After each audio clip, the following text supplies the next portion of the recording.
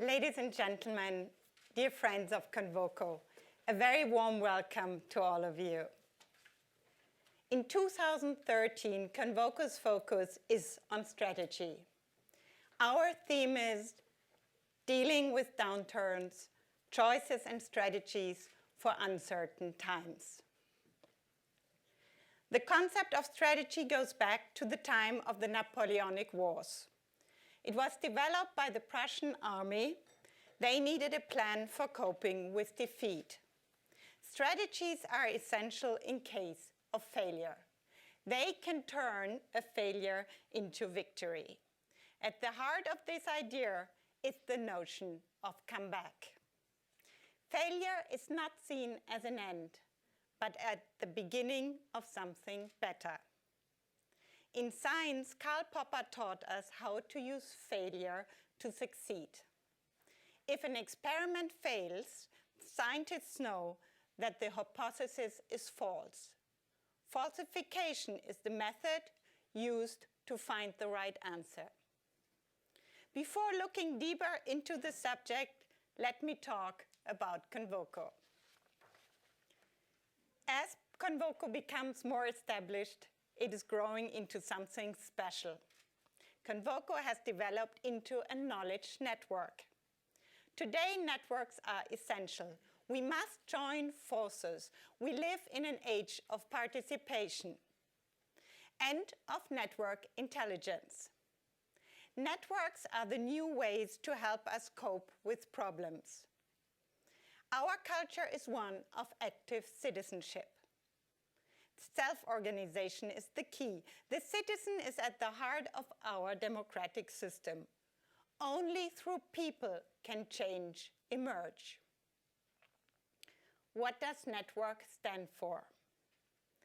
Network means curated content to create context, connecting and sharing, co-learning and collision, and most importantly, serendipity.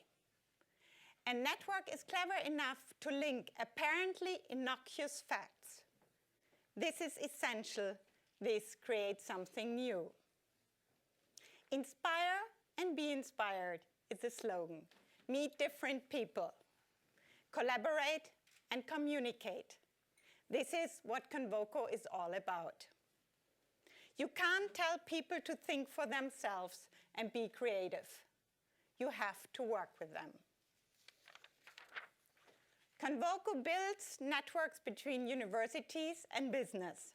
We aim for a knowledge spillover between institutions. Today's thinking is very much characterized by classifying and analyzing. However, the aim should be to integrate the unfamiliar. The task is to foster anti-disciplinary thinking. That is thinking above and beyond the disciplines. This will lead to a reform in society, and in this lies the new way of dealing with our problems.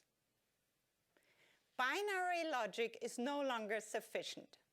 The Western tradition of linear thought no longer brings results. Parallel and creative thinking are the key. The elements of reality cannot be separated from one another. The world has become extremely complex and therefore unpredictable. This complexity is shaped by increased uncertainty, even ambiguity. If complexity reaches a certain degree, the need for strategy arises. It was only in 1965 that the concept of strategy entered the business world. Let's take a closer look at the concept of strategy. In a simple world, there is no need for strategy. However, globalization, technical progress, and rapid change all require strategy. Individual and collective strategies are needed equally. The individual should develop a strategy in life, and so should states and unions such as the EU. How can we define strategy? Strategy is more than a tool. As I said, the idea of strategy can be traced back to Napoleonic times. The Prussian Karl von Clausewitz developed a theory of strategy. His famous book is called On War. Even today, it is the source of many business strategies. Strategy is not about tactics. It is designed in good times to be in place in bad times. Dealing with the lack of success requires proactive thinking, the famous Plan B. Behind all this is the idea that failure is another word for discovery. Allow for failure, bounce back, and succeed. But in times as volatile as ours, the question is how to find the right strategy. The times we live in are insecure and ambiguous. That poses a challenge. In an age of extremes, it is hard to make predictions. Policy and business can no longer trust the tools of the past. So the task is to combine creativity, logic, and persuasion. To bring together different elements into new forms, we must find new approaches. To have a strategy is essential, but be careful. Strategic thinking on its own is just as wrong as pure tactical thinking. We must remain open to external events. Keep it human, keep it balanced. The title of tonight's lecture is A Strategy for Free Speech in an Interconnected World. I'm honored to welcome Timothy Garton Ash. He's Professor of European Studies at Oxford. He's a historian, an author, a commentator, and at the same time, he's an engaged defender of free speech. His project is called Free Speech Debate. In it, he analyzes the effects of an interconnected world. Before I hand over, please let me give you a short introduction to the subject. Our world gets smaller and smaller every day. Technology has made it possible to communicate all over the world. There are no longer such things as remote places. You can be in the middle of the exchange of today's ideas while sitting in a village in India. The connected world is a great opportunity. At the same time, it is a huge challenge for our freedom of speech. In our globalized world, the idea of political correctness has become more and more a core value. At the first sight, this looks very promising and a wonderful achievement. But looked at closer, it can be a drawback. Our liberal rights could be threatened. Article 5 of Germany's constitution states there shall be no censorship. Today we must ask whether the requirement of political correctness does not create a kind of censorship. In Germany now, traditional children's books are being rewritten. The aim is to rid them of any politically incorrect ideas. An example is the famous book Pippi Longstocking by Astrid Lindgren. I think we all agree that censorship is something we despise. We think that we have gone beyond that in our Western world. China is criticized for it. But we need to reflect on it for a moment. Let's look at the basic values and principles of a free society.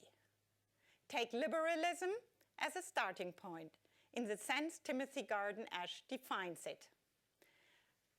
A quest for the greatest possible measure of individual human freedom compatible with the freedom of others. The pluralism and diversity of today's society makes it necessary that we agree on a code of values. Therefore, Timothy Garton Ash Ash makes a plea for a charter of citizen rights and duties. One essential value is the freedom of opinion.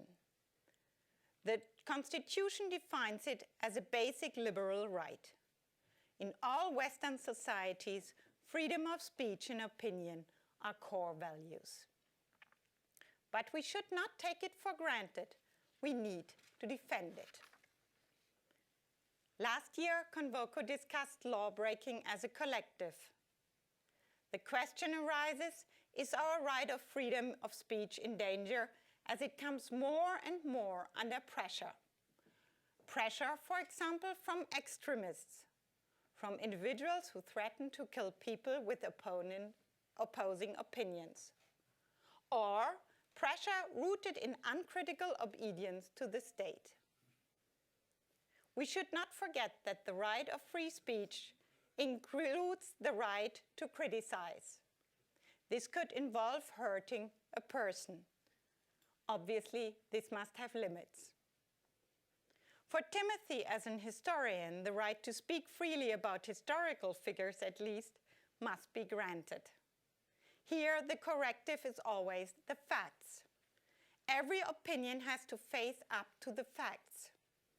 Unlimited and uncensored research is the only guarantee of truth. And for that, open discussion is necessary.